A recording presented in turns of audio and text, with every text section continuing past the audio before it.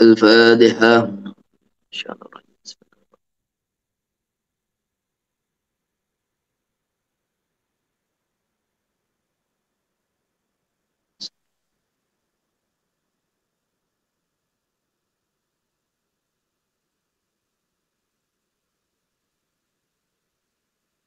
لهم الفاتحة.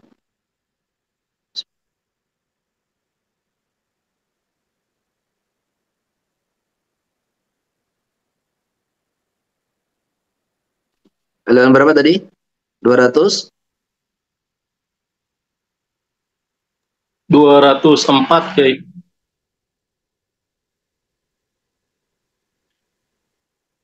Wa karuyati ya. Nggih. Bismillahirrahmanirrahim. Nahmaduhu wa nusalli wa nusallimu ala rasulihil karim. Wa karuyati istimalul muddah fi jabi sawmi Ramadan li'umumin nas. Disamakan dengan ru'yah, yaitu disamakan dengan ru'yah dan sempurnanya 30 hari.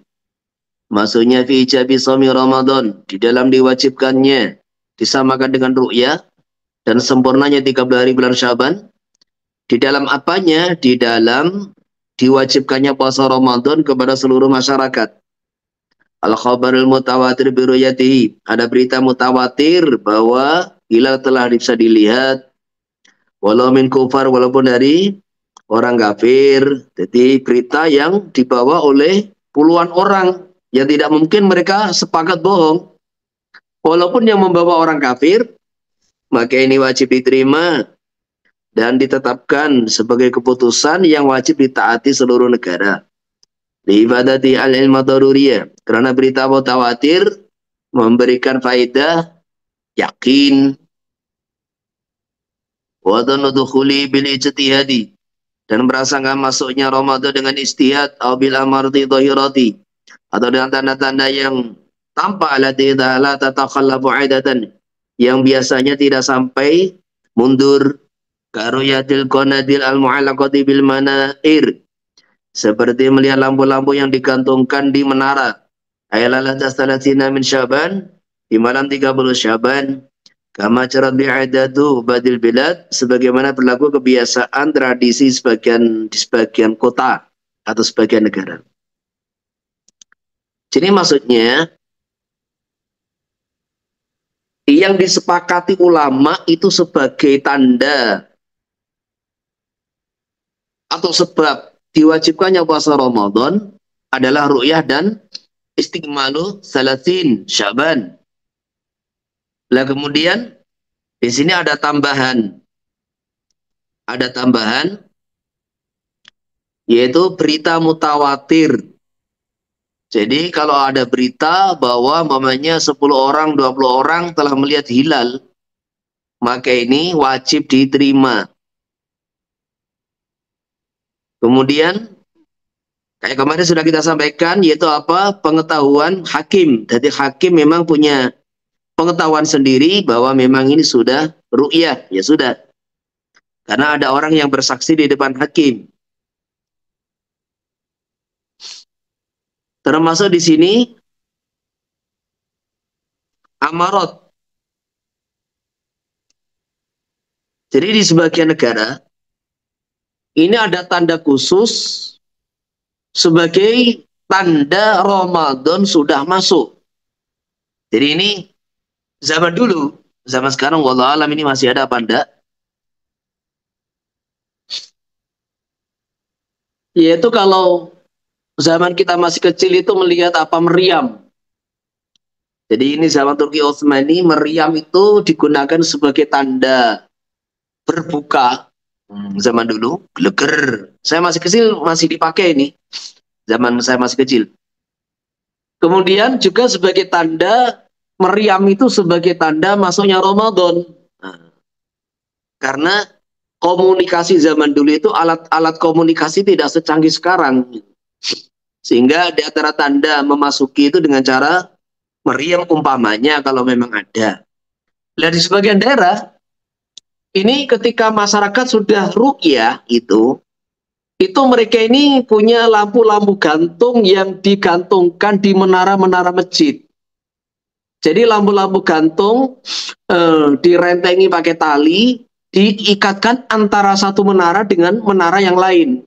Itu sebagai tanda bahwa besok itu sudah Ramadan. Nah, maka kalau ada orang melihat ini menara masjid sudah dikasih lampu-lampu gantung, berarti ini sudah Ramadan. Ini juga disamakan dengan ru'yah. Tapi itu tadi, wallahualam, ini masih berlaku apa udah zaman sekarang kan gitu kan. Ada utawi kila yang diuraikan di atas itu khuli Ramadan. Nah, amal fitru fi awali syawalin. Adapun berhari di awal Syawal, fal mutamatu maka pendapat yang mutamat wujubul itimat aidon bil amalati bidukhulihi. Wajib berpegang dengan tanda-tanda masuknya Syawal. Kalau qanadili waramil madafi wa durbit tabul. Ini tadi seperti lampu gantung yang digantungkan antara di tali, diikatkan antara menara dengan menara. Waramil madafi dan melempar meriam. Wa durbit tabul. Jadi maksudnya meriamnya itu pelurunya. Nah, dan memukul beduk mamanya itu. Idza hasala lahu itiqadun jazibun bi sidqi syaratnya didapatkan bagi dia itiqad yang mantap bahwa berita itu benar, tanda-tanda itu benar. Wa illa kalau tidak ada itiqad, keyakinan bahwa tanda-tanda itu benar, ya fala maka tidak boleh. Kalau Ibnu Hajar wa Ziyad kajamin muhaqqiqin sebagaimana pernyataan ulama yang ahli tahqiq tambihun. Qala berkata Imam Nawawi dalam kitab Majmu' idza qulna yasbutu hilalu Ramadan biqali wahidin. Ketika tanggal 1 Ramadan bisa ditetapkan dengan pernyataan satu orang, dengan persaksian satu orang. Bisa ditetapkan oleh negara. Menjadi apa itu aturan umum. Fa inna madzalika fi shaumi khassatan, itu kaitannya hanya dengan puasa sebagai bentuk kehati-hatian. Jadi tanggal 1 Ramadan bisa ditetapkan oleh pemerintah sebagai keputusan yang wajib diikuti oleh seluruh rakyat. Itu kaitannya dengan puasa Ramadan. Dan yang kaitan dengan Ramadan, ya taraweh termasuk kan gitu kan. Adapun banyak ada orang taklek, orang mentaklek istrinya dengan jatuhnya Ramadan. Kalau datang Ramadan kamu cerai. Orang mamanya itu nadar, lah itu beda lagi. Fa'ama talaku wal idku wa ghairuhuma. Adapun tolak memerdekakan budak dan selainnya, contohnya nadar mimauliku ala Ramadan, yaitu apa saja yang ditaklik dengan Ramadan, fala yaqabihi, maka tidak jatuh bi dengan tanda-tanda tadi, bi dengan persaksian satu orang, bila khilafin tanpa ada khilaf, wa kata la yahullu adainul mu'ajjalu ilaih, tidak jatuh tempo utang yang ditakjil dengan datangnya Ramadan. Wala tangqadil aidah, begitu pula aidah tolak atau aidah wafat, aidahnya perempuan tidak selesai dengan persaksian satu orang. Wala yatimu haula zakat, tidak sempurna tahunnya zakat, wal jizyatu dan jizyah, wa tiyatu dan diat al-majalatu ilaih, tiat yang ditajil dibayar sampai Ramadan. Wa ghairu dzalika juga perusahaan-perusahaan lain minal ajri daripada perkara-perkara yang ditempo sampai Ramadan. Ini tanbih, perkara penting yang harus dipahami. Jadi apa saja selain puasa, entah itu utang, entah itu nadar, entah itu tolak yang ditaklek, termasuk penghitungan aidah wanita, itu tidak bisa diputuskan hanya karena persaksian satu orang atau dua orang. Buruan bima yata'alaqu bil fasl. Cabang-cabang yang kaitan dengan pembahasan fasal. Idza sama'u balatin. Jadi fasal itu membahas apa tuh? Bahas bahwasanya Ramadan ru'yatul hilal Ramadan bisa ditetapkan oleh imam dengan ru'yahnya satu orang. Terus ini ada masalah-masalah yang berkaitan dengan itu. Idza sama'u baladin bi syadadi adlin wahid, maksudnya satu kota, satu negara berpuasa dengan persaksian satu orang. Lah, kemudian semalam ya hilal ba'da 30 yaman. Selepas puasa, mamanya kayak ini. Kayak kemarin mamanya, ada orang di Aceh ruyah, wes kita puasa semua. Sampai tanggal 1, 2, 3, 4, sudah 30 kita. Sudah 30 hari puasa, ternyata tidak melihat hilal. Semua tidak melihat hilal selepas 30 hari. Aftar wujuban, maka wajib berhari raya. Wa ikana sama mustahiyatan, walaupun kondisi langit cerah tidak ada mendung. Likamalil iddah bi hujatin syar'iyyatin. Karena sebenarnya iddah yaitu 30 hari dengan hujah syar'i, dengan hujah dasar hukum yang ditetapkan oleh syariat, yaitu persaksian satu orang. Kamalau samuwi adlaini, sebagaimana wajib berhari raya kalau mereka berpuasa dengan persaksian dua orang yang adil. Ini namanya konsekuensi hukum. Ketika persaksian satu orang itu diterima dan sudah menjalankan itu hasil persaksian puasa 30 hari, ternyata kondisi langit cerah, hilal tidak tampak, entah cerah atau mendung, wajib berhari raya. Asanilau sama mikoliman yasikubi, beda. Kalau dia berpuasa dengan ucapan yang dia terima, wa taqitu sidqo, dan dia meyakini kejujurannya. Ini yang dimaksud adalah orang yang dia percaya oleh orang yang bersangkutan, tetapi ucapan dia, persaksian dia tidak diterima di mahkamah.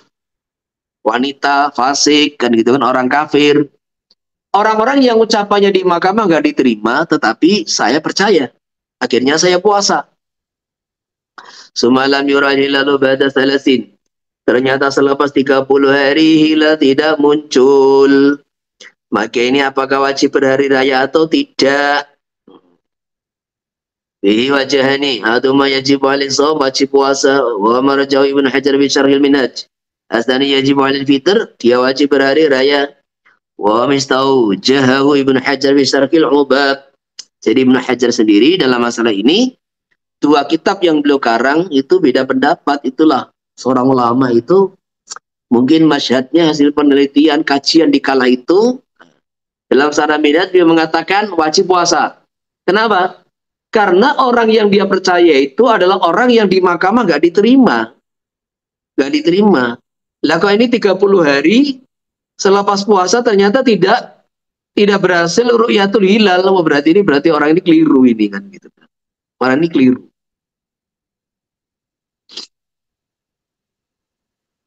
Yang kedua wajib berhari raya, ya sudah sesuai itikad dia. Yang ketiga la rajal adlu an syahadat ibadah syuriya lil bala fi shaumi lam yuqbal. Ini ada kejadian. Ada orang malam hari bersaksi di depan Menteri Agama, saya melihat hilal, disumpah-sumpah. Lah esok harinya jam 8 pagi dia membatalkan persaksiannya. Padahal orang se-Indonesia ini sudah puasa. Lam yuqbal, maka rujuknya, ya jadi yang tidak diterima itu rujuknya. Rujuknya enggak diterima, walam yajuz lamul fitru, tidak boleh dia membatalkan puasa. Sawangkana rujuk badal hukmi bi syahadati am qabla. Baik rujuknya si Said, rujuknya saksi selepas diputuskan Menteri Agama, dengan persaksiannya diputuskan besok Ramadan, jadi badal hukmi bidukhuli Ramadan, maksudnya selepas diputuskan itu masuknya Ramadan dengan persaksian dia atau sebelumnya. Kenapa? Li'anna syuru', karena memulai di dalam puasa itu bimangzilatil hukmi bisyahadah, sama kedudukannya dengan keputusan hakim dengan persaksian dia. Amma idza kana ana burujiku qabla al-hukmi wa syuru' jami'an, sebelum diputuskan hakim dan sebelum orang-orang memulai puasa, imtanal amalu bi syahadati, maka tidak boleh mengamalkan dengan persaksian dia. Faslun bi suruti wujubi shaumi Ramadan. Nah, ini perkara penting. Sebagaimana kita bicara sholat, siapa orang yang berkewajiban sholat, siapa yang tidak wajib sholat. Ini puasa juga pembahasan penting. Siapa yang sebetulnya berkewajiban puasa dan siapa yang tidak wajib puasa. Jadi ada syarat-syaratnya. Yustaratu fi wujubi shaumi al-islamu wal aqlu wal bulughu wal itaqah lahu elis-shaum. Islam, kemudian berakal, balik, mampu puasa, hisan au syara'an. Jadi fisiknya atau secara hukum syar'i. Fala yajibu mengkora wajib apa puasa ala kafirin asliyin bil mana sabiki bis salat. Orang kafir tidak wajib puasa dengan makna yang telah lewat di dalam salat. Maksudnya orang kafir tidak bisa dituntut puasa di dunia.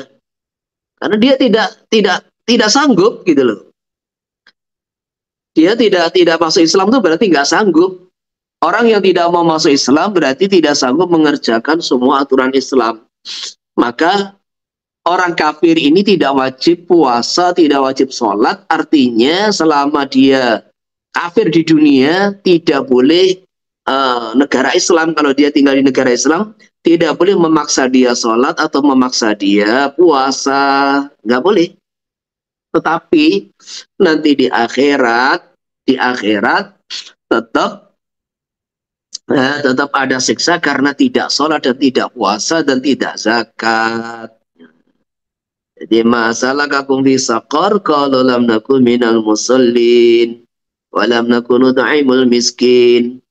Jadi ini dalilnya siapa itu ulama-ulama Asy'ari, dalilnya ulama-ulama madzhab Syafi'i bahwa al-kufar mukhatabuna bil furu' kama yukhatabun bil usul.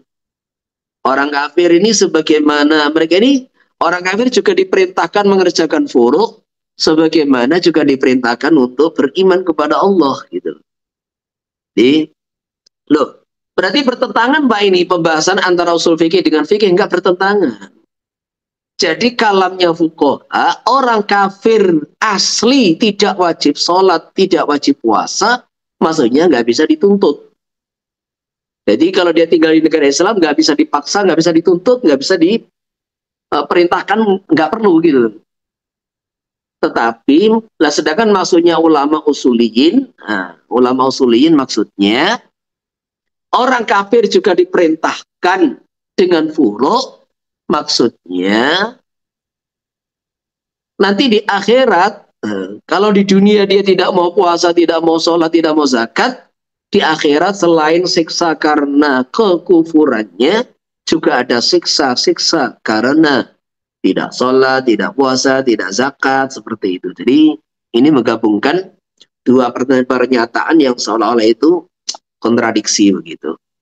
Ini sudah saya ulas itu dalilnya Quran banyak sekali itu bahwa al-kufar mukhatabun bil furu'. Ini saya ulas di syarah tamhid itu ada banyak sekali dalilnya. Nas Quran. Yang paling masyhur adalah firman Allah Subhanahu wa taala, "Ma salakakum fi saqar? Qalu lam nakum minal musallin." Jadi kami tidak salat, wa lam nakun nut'imul miskin. Kami tidak zakat. Wa kunna nakhudu ma'al khaidin. Kami suka ikut gosip.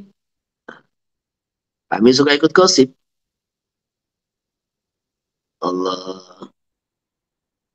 Loh, itu kan belum tentu kafir, Pak. Lah, ayat berikutnya menjelaskan bahwa itu orang kafir yang berbuat itu. Wa kunna nukadzibu biyaumiddin hatta atana yaqin. Jadi kata-kata wa kunna nukadzibu biyaumiddin hatta atana yaqin, dan kami membohongkan hari akhirat, hari pembalasan sampai datang kematian kepada kami. Maka ayat itu berkaitan dengan orang kafir. Wala ala sabiyyin wa majnunin wa muma'ala wa saqra, tidak wajib anak yang belum balik, orang gila, orang yang ayan, dan orang mabuk yang tidak disengaja. Wala ala man la yutiku li kibarin wa maradin, orang yang tidak mampu puasa karena tua atau sakit, la yurja buruhu, yang tidak dapat sembuh. Wala ala maridin wa musafirin, juga tidak jika atas orang sakit dan orang safar. Biqaidi yulama, yaitu dengan syarat-syarat yang nanti akan diketahui dalam pembahasan berikutnya. Wala ala haidin wa nufasa, juga tidak wajib atas orang haid dan orang nifas. Li'annahuma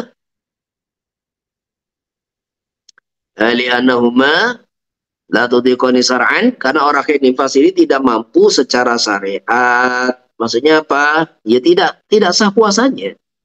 Wa mawjubul qada alaihi ma fa inna ma huwa bi amrin jadid. Adapun wajib qada atas orang haid nifas karena ada perintah baru. Wa yubahu tarku limaridin yatadarru bi dararan syadidan. Boleh meninggalkan puasa bagi orang sakit. Ya tadarru yang dia ini merasa berat dengan puasa. Dararan syadidan maksudnya mengalami bahaya yang sangat. Bahwa yang dimaksud darar syadid adalah bahaya yang bisa membolehkan orang bertayamum. Kalau khasiyah minasawmi butabur'in. Jadi maksudnya contohnya dia khawatir kalau puasa ini memperlambat kesembuhan. Termasuk. Sumaikan al-maradu mutbiqan falau tarkuniyati lailan. Kalau sakitnya terus menerus, boleh dia meninggalkan niat sejak malam hari. Mutakotyan atau sakitnya ini kambuh-kambuhan. Kangkana yuhamu waktan tuna waktin, terkadang satu waktu panas, terkadang tidak. Nudirat maka ditafsil hingga mahmuman waktu syuruh fi shaumi jazalau tarkuniyati. Kalau dia ini panas di siang hari, waktu puasa, waktu mengerjakan puasa, boleh dia niat sejak malam hari. Wa illa kalau panasnya ini tidak selalu siang, ya terkadang malam kan gitu. Walayan biya bilali, maka dia wajibnya di malam hari. Suma'in adal maradu wahtaja ilal iftar aftara. Kemudian kalau sudah niat, ternyata sakit lagi di siang hari dan dia berhajat untuk membatalkan puasa, yo aftara, silakan membatalkan puasa. Jadi gini ya. Sekarang sakit. Jadi sakit ini ada kalanya terus menerus, ada kalanya kambuhan gitu. Terkadang datang, terkadang hilang. Kalau terus menerus, maka dia boleh tidak niat sejak malam hari. Tetapi kalau kambuhan, lah ditafsil. Kalau memang apa itu kambuhnya di siang hari, ya boleh nggak niat di malam hari. Tapi kalau kambuhnya terkadang malam, maka malam harus niat. Nanti kalau sakit, kambuh, ya silakan dibatalkan. Wa yubahu tarku li musafir safar qasrin. Boleh juga meninggalkan puasa karena bagi orang musafir yang safarnya membolehkan qasar. Jadi safar yang tawil dan bukan maksiat.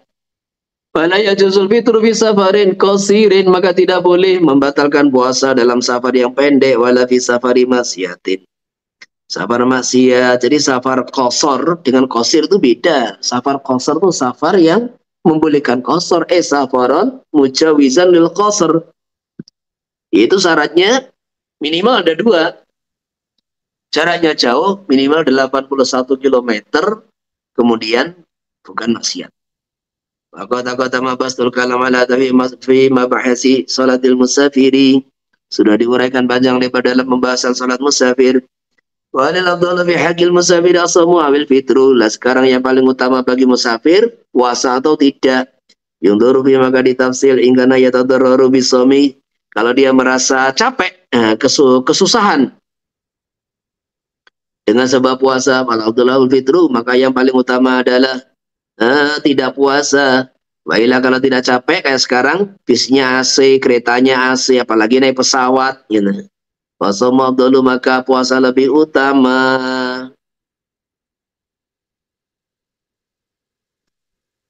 Lima bimin marati timati, karena di dalam puasa ada bebas dari tanggungan mengkodok. Wa'atami khalail waktu an ibadah, dan tidak mengosongkan waktu puasa dari ibadah. Walian al-aktsaru min fili, dan puasa di bulan Ramadan ketika safar adalah yang sering dikerjakan dari baginda Nabi sallallahu alaihi wasallam. Nah, sekarang yang jadi masalah, orang sakit sudah dibahas.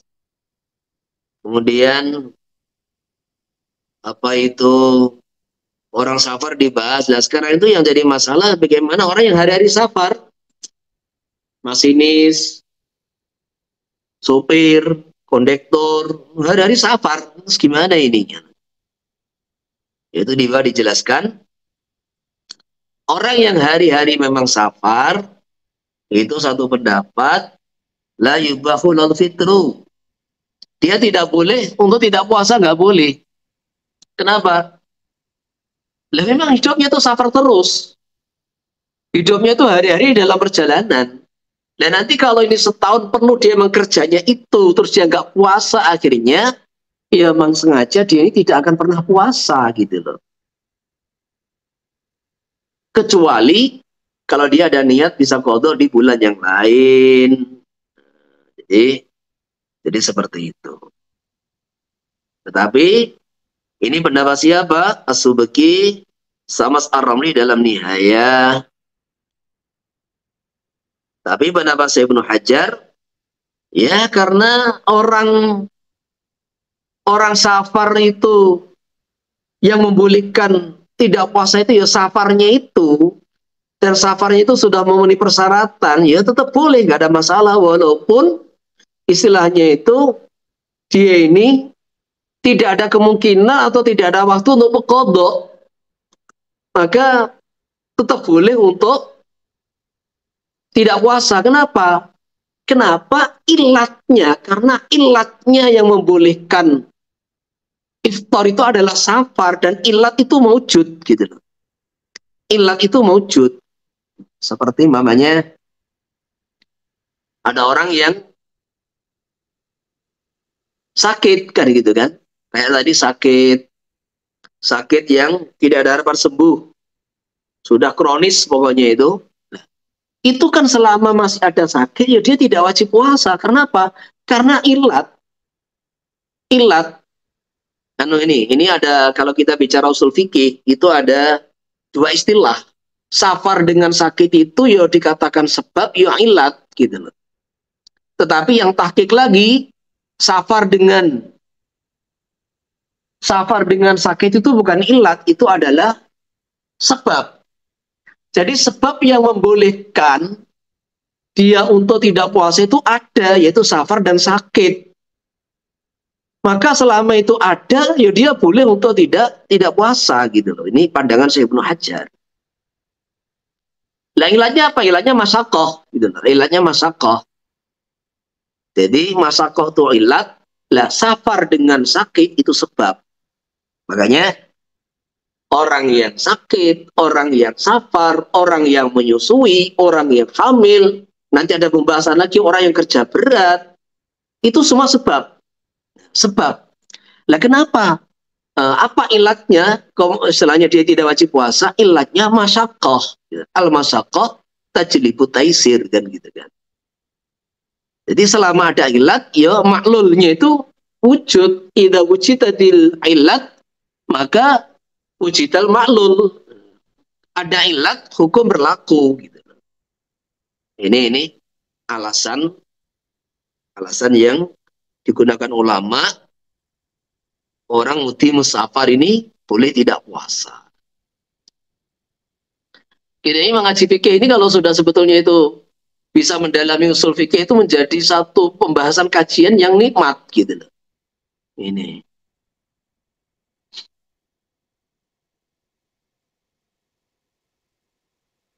Terus wa yubahu tarkul nabi hasadin aw bina. Ini. Boleh meninggalkan puasa karena panen atau membangun, emikuli sina'atin syaqatin, yaitu kerja berat. Inafsi awgari, baik kerja untuk dirinya sendiri atau orang lain. Tabaru'an bi ujratin, baik kerja ini sukarela atau dengan upah. Wa ilam yang hasir al-amru fihi, walaupun tidak terbatas dalam itu urusan. Lakin bisarati ala yumkina takhiru ila syawal wa yatadaru al-malu lailan. Nah, ini perhatikan. Jadi syaratnya kerja berat, entah itu panen, bangun, kerja di sawit, ini penting. Syaratnya kerja itu tidak bisa ditunda di bulan selepas Ramadan. Yang kedua, sulit dipindah di malam hari. Aulam yughnihi, atau tidak mencukupinya fayu'ati ila talafi. Jadi maksudnya kerja itu kalau ditunda maka rusak. Karena nggak cukup orangnya itu. Atau berkurang dengan kadar kekurangan la yutaghabanu bihi, yang jadi bahasa la yutaghabanu bihi itu maksudnya selisih yang dipedulikan, bahasanya itu. Selisih yang masih dipedulikan, dicari, dipedulikan. Maqala la yajibu 'alal hasadin wa nahwihim, wajib atas orang yang biasa panen atau semisalnya pekerja berat, tapi itu niat di Ramadan, niat puasa di malam hari, kullalaila setiap malam, summa lahiqa min masyaqqatu syadida aftara. Kemudian orang yang mengalami berat, masyaqqah berat di siang hari, silakan berbuka, membatalkan puasa. Wailah kalau enggak masyaqqah maka tidak boleh. Jadi kalau ada orang masalah ini saya kasih poin gitu ya. Jadi pandangan Syekh Ibnu Hajar dengan pandangan Syekh Romli, di mana perbedaannya? Kalau Syekh Ibnu Hajar ada ilat, ada masyaqqah, ya boleh puasa, boleh tidak puasa. Nah kalau Syekh Romli dilihat dulu, dilihat dulu. Ya tadi mudi musafar tadi. Jadi tidak boleh. Kalau dia ini tidak ada niat kodok di luar Ramadan, nggak boleh. Lah, disamakan dengan masalah mudi musafar, orang yang hari-hari memang kerja. Hari-hari kerja berat. Boleh. Nah ini bagaimana? Maka kan sekarang lihat. Orang kerja itu kan tujuannya apa kan? Ya terkadang untuk dirinya, terkadang untuk orang lain. Kan gitu kan? Ini bisa ndak diundur Syawal? Kalau memang bisa diundur, atau kalau di kampung saya biasanya panen itu dipindah di malam hari kan gitu kan, wajib dipindah di malam hari. Jadi seperti itu. Kalau ternyata semua itu nggak bisa, dipindah Syawal ya nggak bisa, dipindah malam hari ya nggak bisa pekerjaan itu kan gitu kan, ya boleh, nah, boleh. Tapi itu tadi, boleh itu boleh dia niat qadha apa enggak kan gitu kan. Karena kalau orang itu alasannya kerja nggak puasa, itu langsung dibolehkan. Dalam suasana Ramadan, suasana orang itu tetangganya sekelilingnya puasa semua, dia aja nggak puasa. Apalagi di luar Ramadan, tentu dia akan berat untuk mengkodoknya gitu loh. Jadi makanya ini kita pertimbangan itu dari segala sudut pandang lah gitu. Kalau orang itu dibolehkan tidak puasa di bulan Ramadan, alasannya kerja berat, menjadikan dia seumur hidup tidak akan puasa, maka fatwa semacam ini harus diperketat. Anda boleh tidak puasa, syaratnya siap kodok. Kalau nggak siap kodok, jadi hasil tadi dibeda di malam hari, dibeda di Syawal, atau diberi apa itu rolling, nah, dibikin giliran supaya kerjanya nggak berat kan gitu kan. Semua kita berikan alternatif atau solusi, ternyata tetap nggak bisa Pak, saya kerja. Sekarang saya tanya, apakah kamu itu nggak bisa minta keringanan kepada bosnya kalau kerja untuk orang lain, atau nggak bisa minta waktu? Kan kita ini kerja itu kan sebetulnya nggak wajib, yang wajib itu kan makan dengan makanan yang halal, memberi makan kepada istri anak dengan makanan yang halal. Jadi kalau kita ini sudah punya simpanan uang yang cukup selama Ramadan, maka kerja itu bukan fardu ain gitu loh. Kita punya tabungan yang cukup, simpanan harta yang cukup, seumpama kita tidak kerja atau kerja tinggal sebagian, kita punya simpanan yang cukup untuk menghidupi diri kita dan istri kita selama Ramadan, maka kerja itu jadi nggak wajib gitu. Oh, kita sudah punya harta kok, sudah bisa kasih nafkah. Nah, maka ini yang harus ditekankan gitu. Jangan orang tuh alasannya kerja kan fardu ain, Mbak, kerja ini menghidupi anak istri, nafkah kan fardu ain. Iya. Kalau kamu nggak punya harta yang lain, kalau sudah punya nggak fardu ain gitu loh. Tapi itu tadi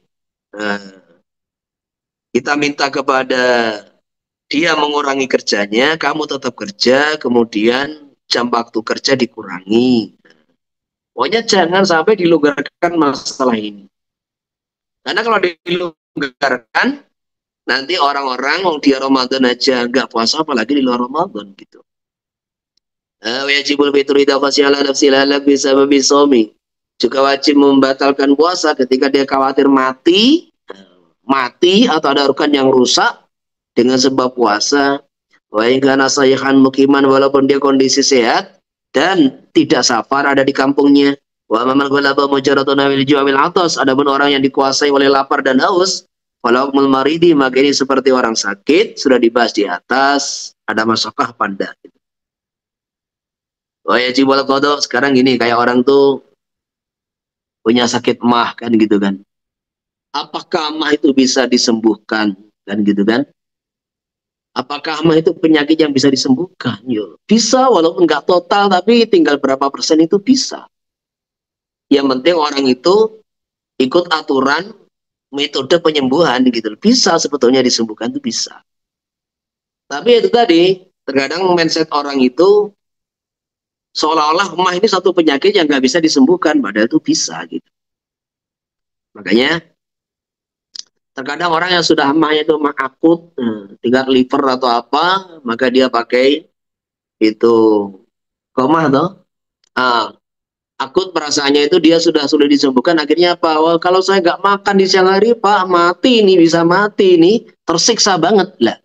Maka selama proses pengobatan, ya nggak apa-apa, Anda nggak puasa. Tapi harus usaha kan. Jadi selama proses pengobatan nggak apa-apa, tapi wajib qadha gitu. Karena mah itu bukan penyakit yang lahir jaburu, bukan. Mah itu penyakit yang bisa disembuhkan gitu, bisa diobati maksudnya. Jadi Anda nggak puasa, silahkan, boleh, nggak wajib karena alasannya mah, tetapi wajib qadha. Nah kalau asma bagaimana? Asma pun juga bisa disembuhkan, bisa diobati. Nah selama Ramadan pakai alat pembantu yang ada dihirup, ada obatnya, ada cairannya itu, ya batal gitu loh, batal. Wajib qadha gitu. Tapi nanti kalau sudah sembuh kan, ya kita usahalah kan gitu kan. Wajib qadha gitu. Kecuali kalau sudah divonis dokter ini penyakit nggak bisa sembuh, itu beda lagi. Maka ini bukan qadha, kewajiban dia, nanti fidyah. Jadi penyakit yang tidak ada harapan sembuh. Wa yajibul qadha 'ala man aftara fi Ramadan walau bi udhrin. Wajib qadha atas orang yang tidak puasa di Ramadan walaupun ada udzur, kamaradin wa safarin wa haidin wa nifasin wa igma. Wa qadha 'ala man tarakani 'alailan walau nisyanan. Begitu pula wajib qadha atas orang yang tidak niat di malam hari. Dia nggak niat, tapi kan wajib imsak. Orang nggak niat itu wajib imsak sampai maghrib. Tapi puasanya nggak sah. Wajib imsak sampai maghrib, sedangkan puasa dia tidak sah. Walaupun lupa. Maka ini wajib qadha.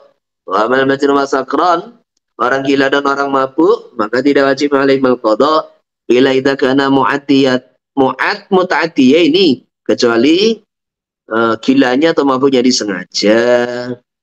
Kata qala Ibnu Hajar khilaf Ibnu Qazim al-Abadi wa talaqi bi wujubil qadha ala sakran. Berbeda dengan pendapat Ibnu Qazim al-Abadi yang memutlakkan orang sakron ini wajib qadha sawan kana sukru bi ta'adin aula. Kan ada orang tuh mabuk itu karena sengaja minum minuman arak. Ada orang tuh mabuk karena minum minuman yang ya dia sangka tuh minuman biasa, tahu-tahu mabuk tanpa disengaja kan gitu kan. Dia nggak tahu itu memabukkan, yo bukan arak, terkadang tuh bukan arak tapi memabukkan, kayak orang banyak makan, ada orang makan ketela zaman dulu itu, ketela singkong. Ada jenis ketela itu namanya di Jawa itu ketela genderuwo namanya. Jadi itu kalau dimakan orang bisa mabuk, pusing setengah mati itu. Jadi seperti itu.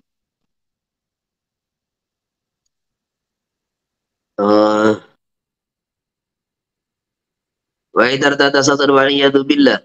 Kalau ada orang murtad, semoga Allah lindungi kita semua. Sumu'aida ilal islami wajib al qadha mata raka fi zamani ridati minal wajibat. Kemudian dia kembali kepada Islam, maka wajib dia mengqadha semua yang ditinggalkan selama masa murtad, yaitu kewajiban-kewajiban kasolatin wa zakatin wa shamin wa nahwiha. Walau bisababi jununin asabu halat ridati, walaupun dia tidak sholat karena gila yang menimpa dia halat ridati dalam kondisi murtad.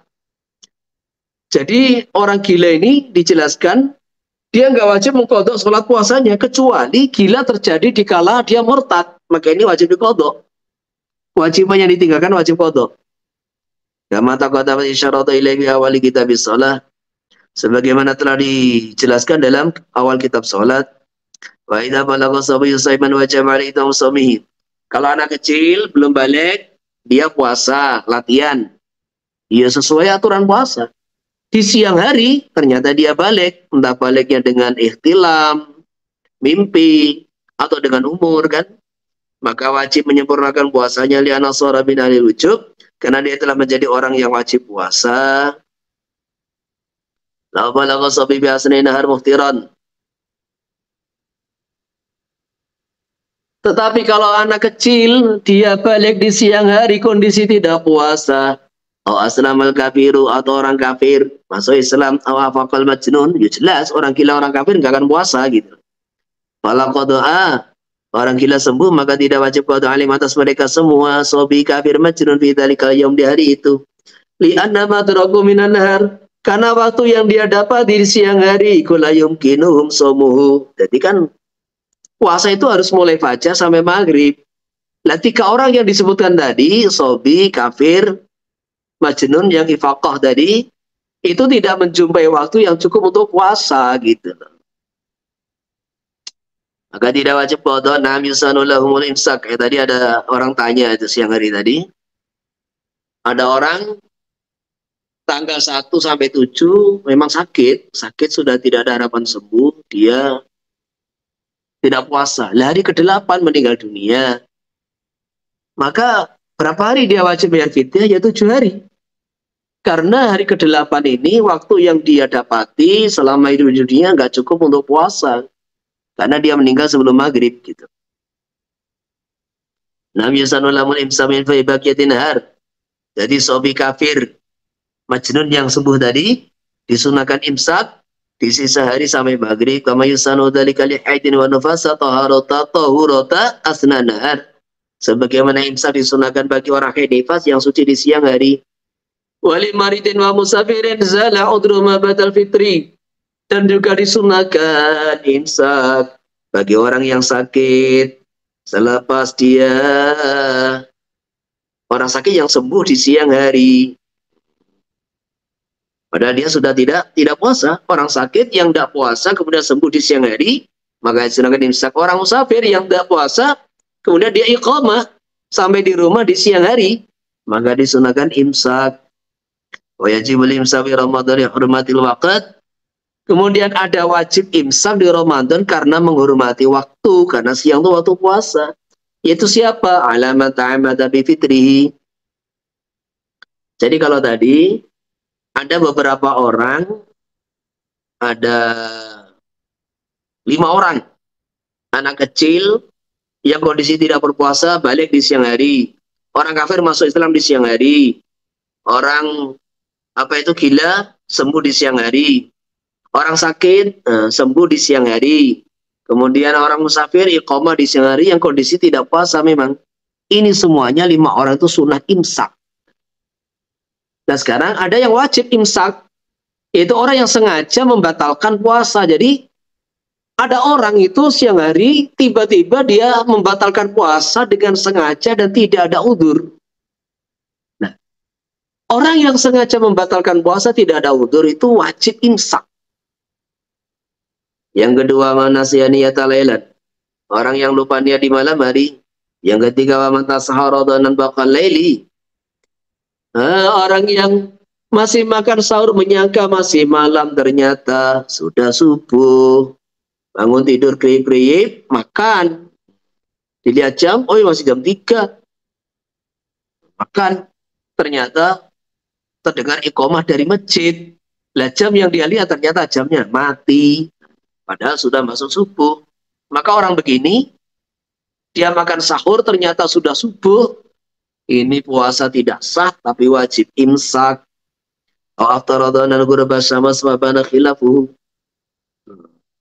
Orang menyangka maghrib, nah, dia makan ternyata belum maghrib, ini wajib imsak.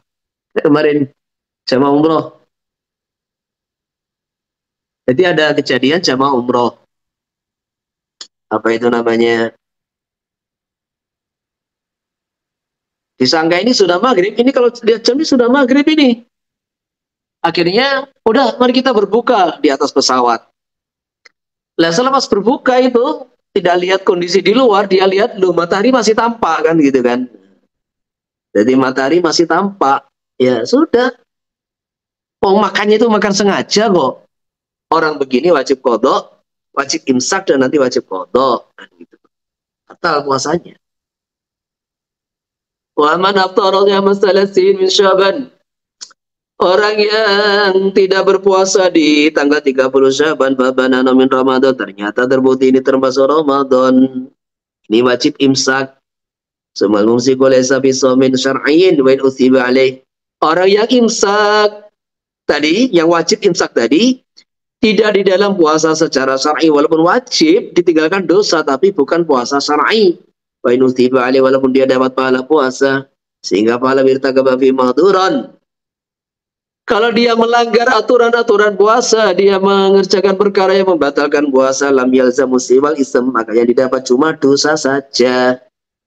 Tidak ada kafarat, tidak ada. Kalau jama fihi fala kafarat alaih. Kalau sampai dia jima maka tidak wajib kafarat. Ya dosa tapi nggak ada kafarat.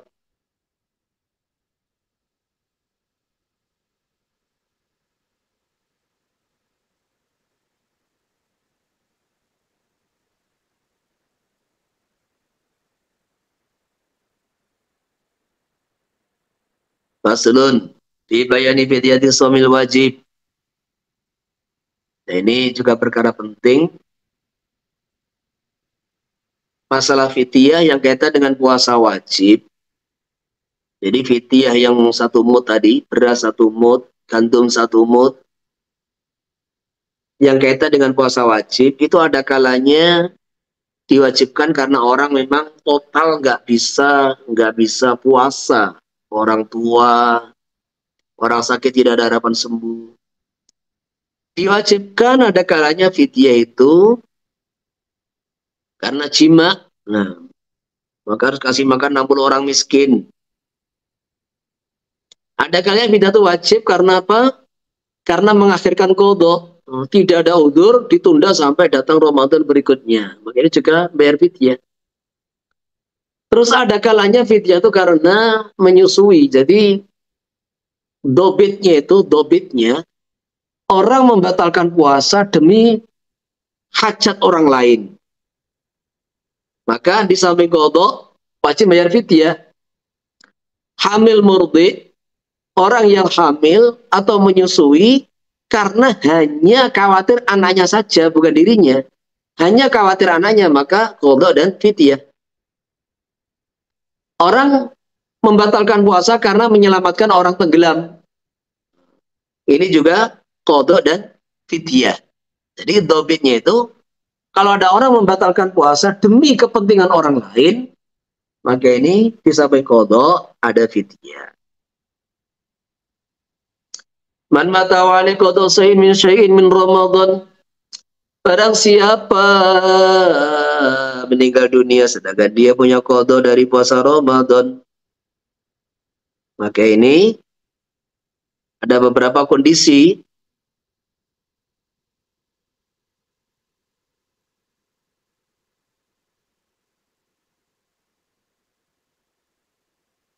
Jadi tinggal 10 menit ya. Tanya jawab aja sudah. Tanya jawab. Oke, ada pertanyaan nggak? Izin bertanya Kiai, Ya. tentang warung makan yang buka di siang Ramadan dan Hah? ormas yang membubarkan secara tegas orang-orang yang makan gitu. Padahal tadi di pembahasan kan ada sedikit celah gitu untuk orang-orang yang kerjanya masyakoh. Itu bagaimana Kiai? Jadi gini ya, orang jualan di siang Ramadan itu kalau yang beli memang orang-orang yang tidak wajib puasa, ya nggak ada masalah gitu loh. Jadi orang jualan, contohnya kayak orang jualan di terminal.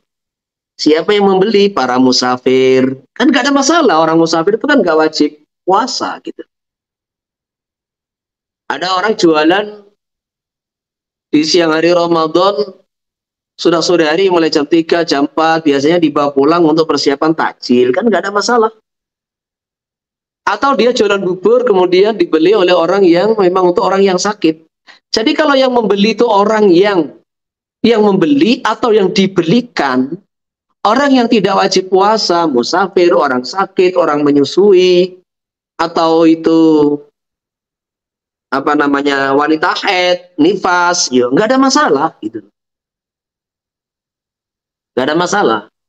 Tetapi kalau dia jualan di siang Ramadan, kemudian terus yang beli orang-orang yang kerjanya bukan kerja berat, ya memang sengaja tidak puasa, melanggar aturan, nggak pernah puasa, atau memang nggak puasa gitu, ya jelas itu dosa gitu, dosa. Jadi yang makan ya dosa, yang menjual ya dosa, kan termasuk wala ta'awanu 'alal itsmi wal 'udwan gitu, dosa. Ini hukum menjualnya tadi. Terus yang kedua kaitan dengan masalah ormas, bikin hukum sendiri kan gitu kan, ngamuk, dihancurkan loh. Itu kan babnya itlaf. Jadi kalau sudah itlaf dia merusak kan gitu kan, dia merusak, ya wajib ganti gitu loh. Mana yang dia rusak wajib ganti gitu. Jadi makanya kenapa? Karena takzir itu yang punya wewenang adalah pemerintah.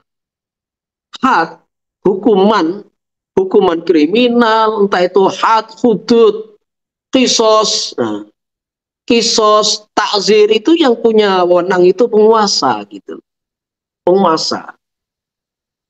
Dan itu istilahnya itu dalam bahasa kita itu menghakimi sendiri. Menghakimi sendiri. Maka itu ya tetap tidak benar karena sudah ada aturan pemerintah. Jadi kalau perkara itu kita ini mau amar ma'ruf nahi munkar kan cukup ditegur kan gitu kan. Ditegur.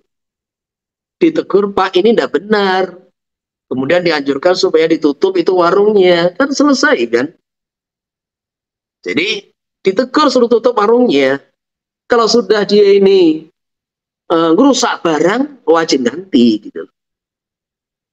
Sekarang gini ya. Sekarang begini. Ada orang mamanya nabrak di jalan kan gitu kan. Coba perhatikan. Ada orang nabrak di jalan. Yang memang terkadang tuh bikin emosi. Kenapa? Karena nabrak tuh macam-macam. Kalau nabrak itu sudah hati-hati, nggak disengaja, mungkin orang tidak emosi. Tapi kalau nabrak itu memang didasari dia sembrono di jalan, ngebut-ngebutan. Ini yang bikin orang tuh emosi. Nah, gitu kan. Ini sudah ngebut-ngebutan, tidak bikin nyaman di jalan, melukai orang, mencederai orang, membahayakan orang, nabrak orang. Lah akhirnya orang di jalan pada emosi, ngamuk, lah dipukuli. Coba. Maka sebetulnya kan ada aturan kan. Jadi orang tuh kalau sudah nabrak, dituntut lah, bisa dituntut, suruh bayar diat atau apa, dituntut, ngobati sampai sembuh, denda sekian, kita ada aturannya. Lah kita yang bukan sebagai hakim, menghakimi sendiri dengan merusak itu motor, mobil dirusak, itu wajib ganti gitu loh. Babul itlaf ini wajib ganti gitu.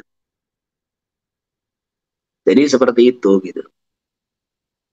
Makanya ya apalagi negara kita ini negara hukum, ada aturan yang terkadang itu ya kita ini ya aneh lah sebetulnya. Maka sebagai orang Islam kita jangan sembrono lah urusan rusak barang itu, jangan sembrono gitu karena ada aturannya gitu. Jadi pahami ya.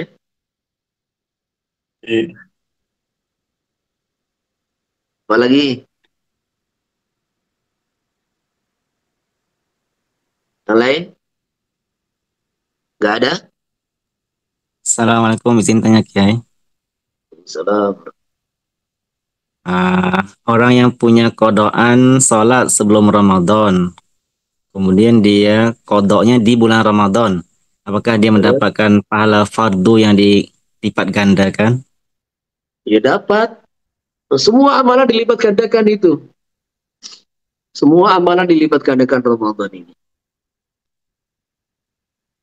Apa lagi?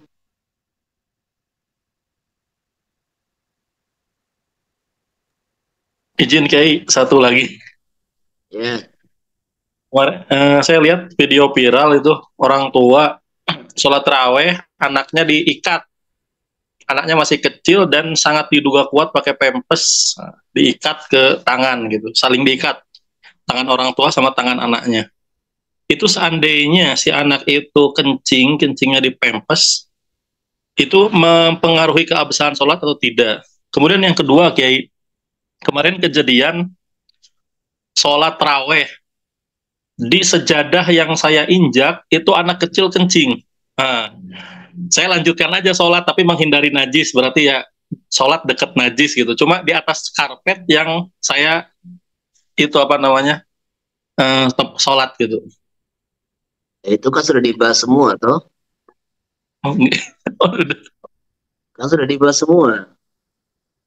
Jadi masalah kita ini tali yang diikatkan pada anak yang kalau diyakini ya, kalau itu tidak diragukan atau nggak ada, ya nggak usah dibahas gitu. Jadi kalau memang diyakini dia ini kencing di situ, yaitu khilafiyah dan kita sudah ikut madzhab Maliki aja lah gitu. Jadi ikut madzhab Malik yang ringan masalah ini kan. Nah, kemudian yang kedua masalah muhadatsun najasah itu kan selama kita tidak menginjak gak ada masalah. Muhadatsun najasah itu kan makruh, bukan tidak membatalkan sholat. Selama kita tidak menginjak, kalau sudah menginjak ya batal. Oke, halo. Assalamualaikum. Assalamualaikum Pak Kiai. Ya, satu-satu. Izin bertanya Kiai masalah panen sawit. Kalau diakhirkan banyak maling, apakah termasuk masaka Pak Kiai?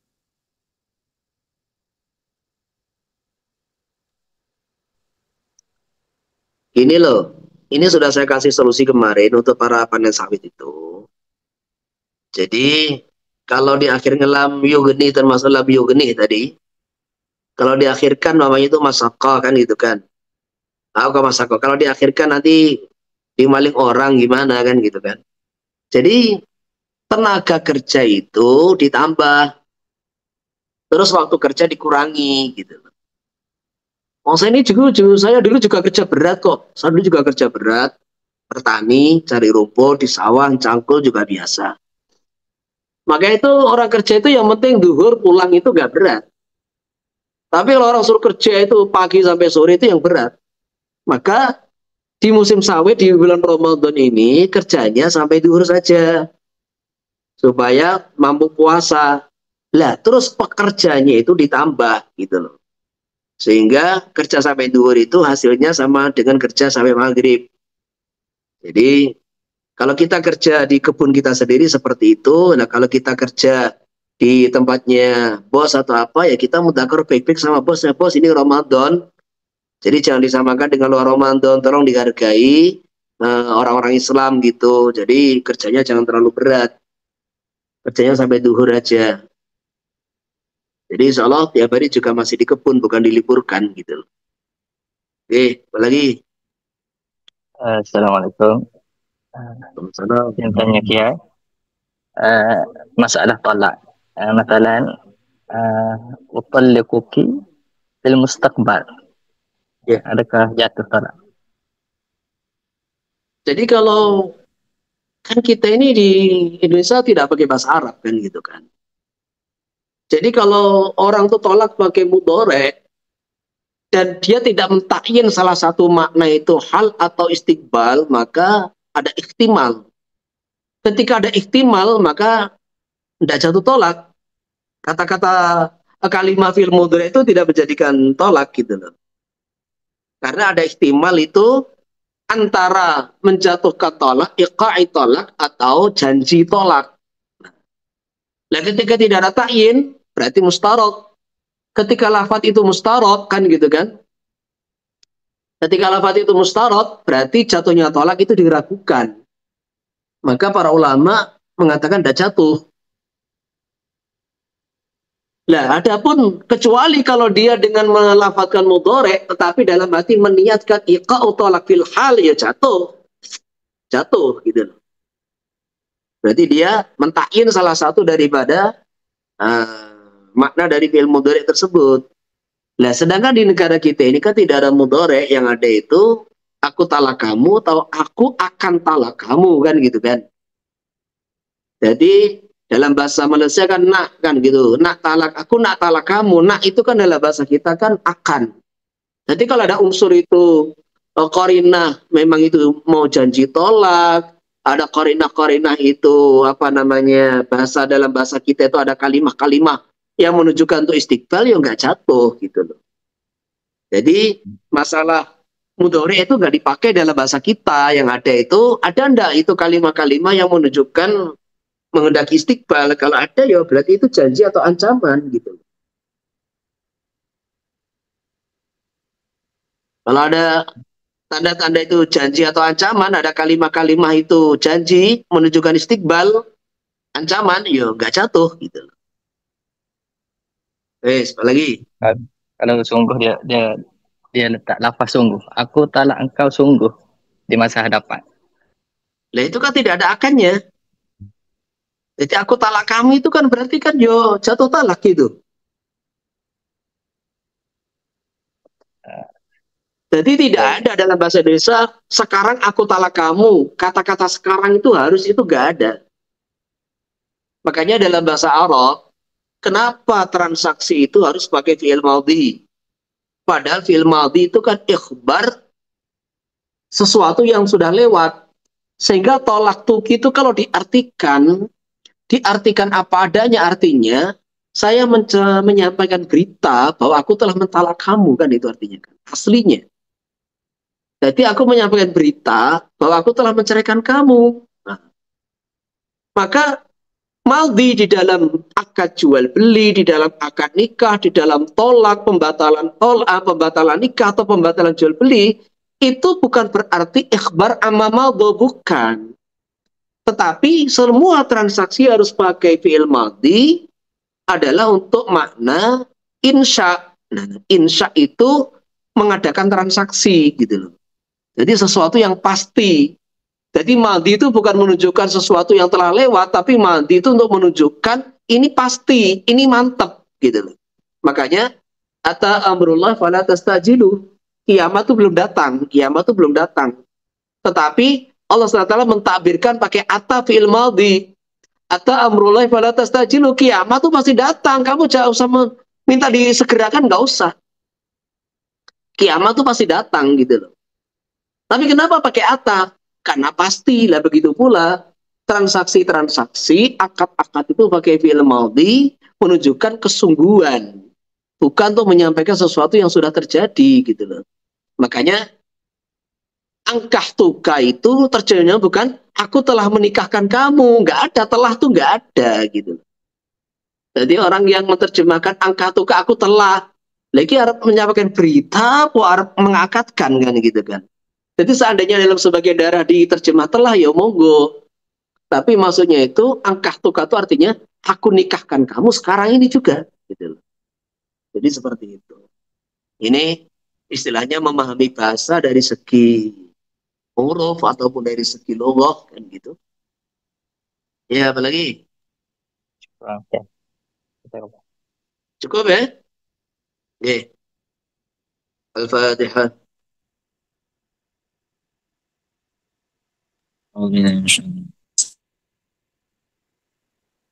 Subhanallah alhamdulillah subhanallah. Assalamualaikum warahmatullahi wabarakatuh. Waalaikumsalam.